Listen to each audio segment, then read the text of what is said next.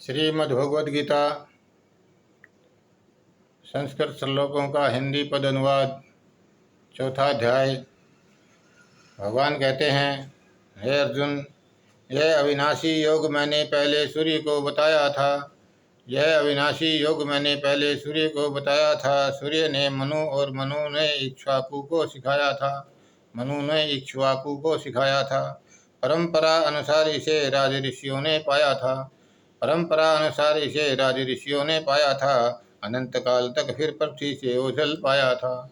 अनंत काल तक फिर पृथ्वी से ओझल पाया था।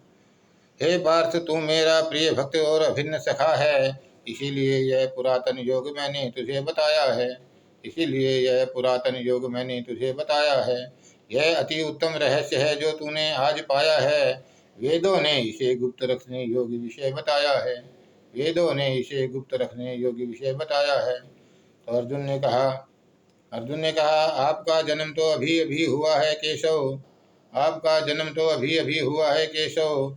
सूर्य का जन्म तो बहुत पहले हुआ था केशव। मैं कैसे मान लूं सृष्टि की रचना के समय। मैं कैसे मान लूं सृष्टि की रचना के समय। यह योग सूर्य को आपने दिया था केशव। यह योग सूर्य को आपने दिया था केशव। भगवान श्री कृष्ण ने कहा तब भगवान श्री कृष्ण ने कहा, तेरा और मेरा जन्म के बाद जन्म होता रहा है पार्थ। मैं जान रहा हूँ, उनको तू नहीं जान रहा है पार्थ। मैं अनित्य अजन्मा अविनाशी आत्माओं का परमात्मा हूँ। समस्त प्राणियों का ईश्वर प्रकृति को वश में रखने वाला हूँ। समस्त प्राणियों का ईश्वर प्रकृति को वश में रखने वाला हूँ। अपनी योग माया से समय समय पर प्रकट होता रहा हूँ पार्थ। अपनी योग माया से समय समय पर प्रकट होता रहा हूँ पार्थ। दुष्टों का नाश कर साधु संतों का ताप हरता रहा हूँ पार्थ। दुष्टों का नाश कर साधु संतों का ताप हरता रहा हूँ पार्थ। भगवान कहते हैं, यदा यदा ही धर्मस्य ग्लानिर्भवति भारत। यदा यदा ही धर्मस्य ग्लानिर्भवति भारत। अभ्युत्थानम धर्मस्य तदात्मानं सृजाम्यहम्। अभ्युत्थानम धर्मस्य तदात्मानं सृजाम्यहम्। जब जब धर्म की हानि हो जाती है संसार में, जब जब अधर्म की बाढ़ आ जाती है संसार में, तब तब धर्म रक्षा हेतु मैं रूप को रचाता हूँ। तब धर्म रक्षा हेतु मैं रूप को रचाता हूँ। साकार रूप में प्रकट हो मैं पृथ्वी पर आता हूँ। परित्राणाय साधूनां विनाशाय च दुष्कृताम्।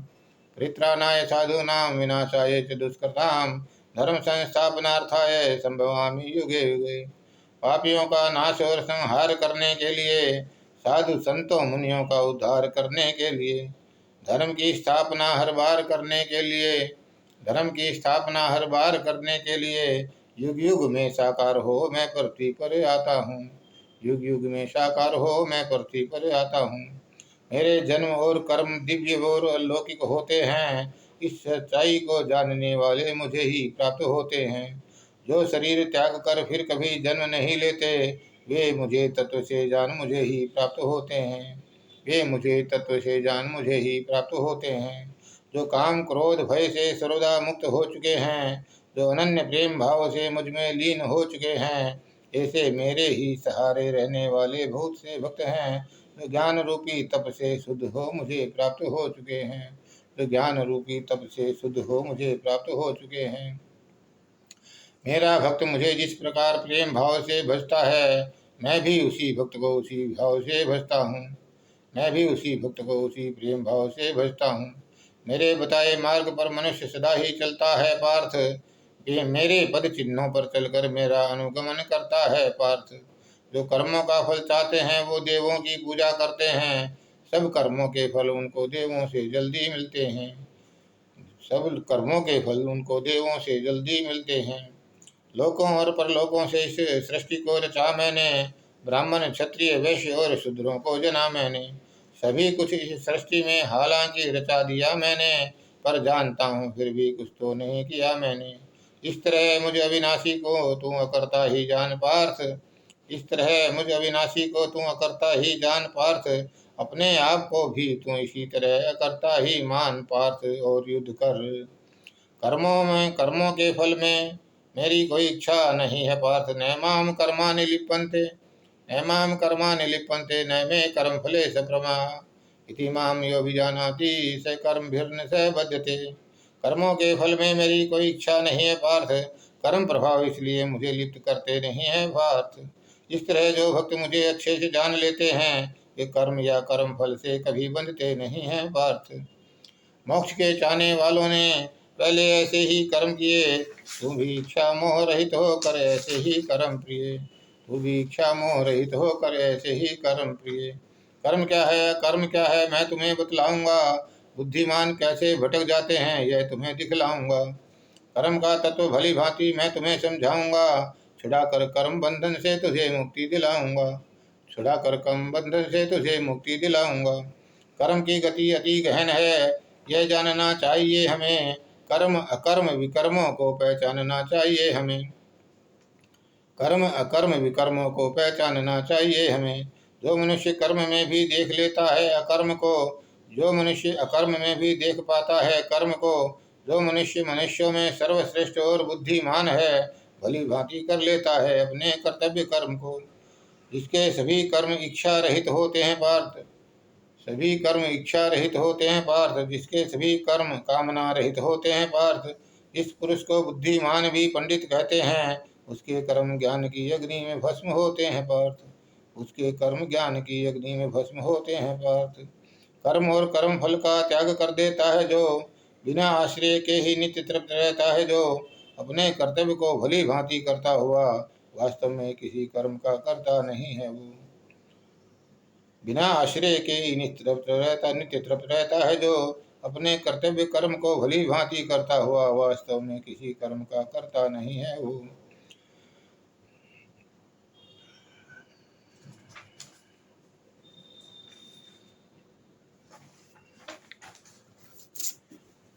वास्तव में किसी कर्म का करता नहीं है वो।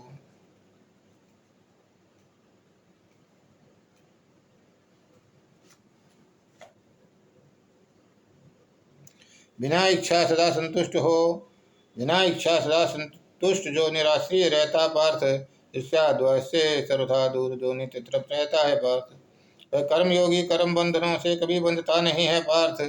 सिद्धि असिद्धि दोनों में सदा समान रहता है पार्थ।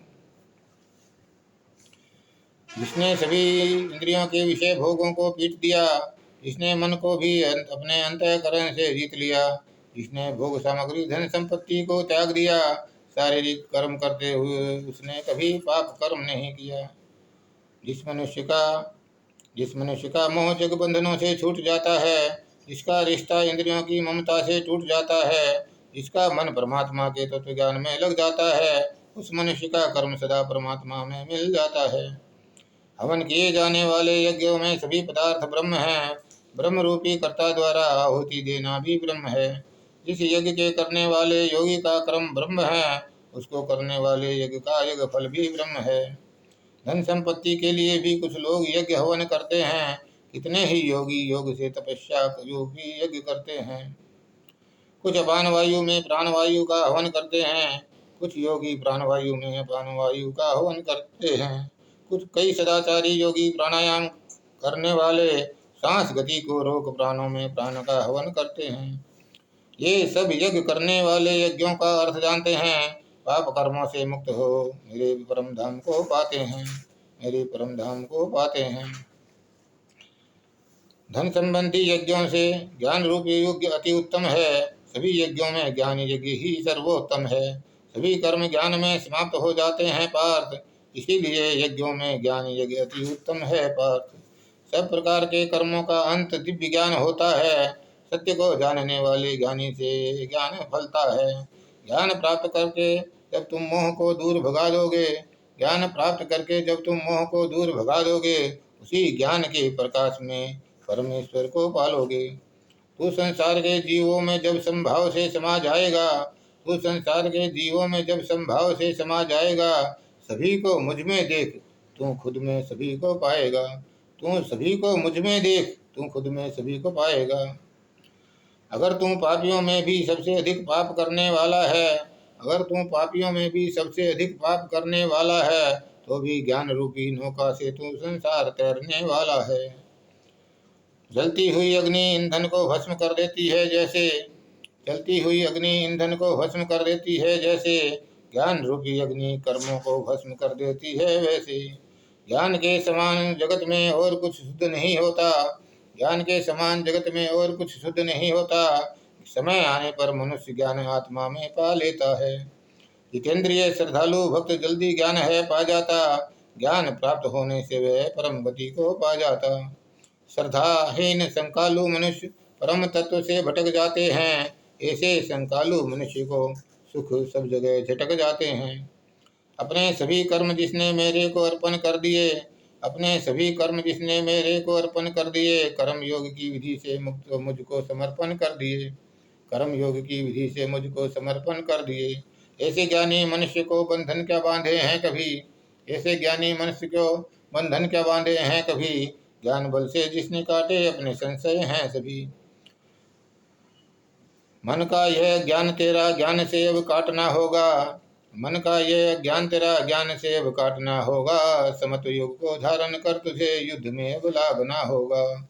चौथा अध्याय समाप्त। धन्यवाद।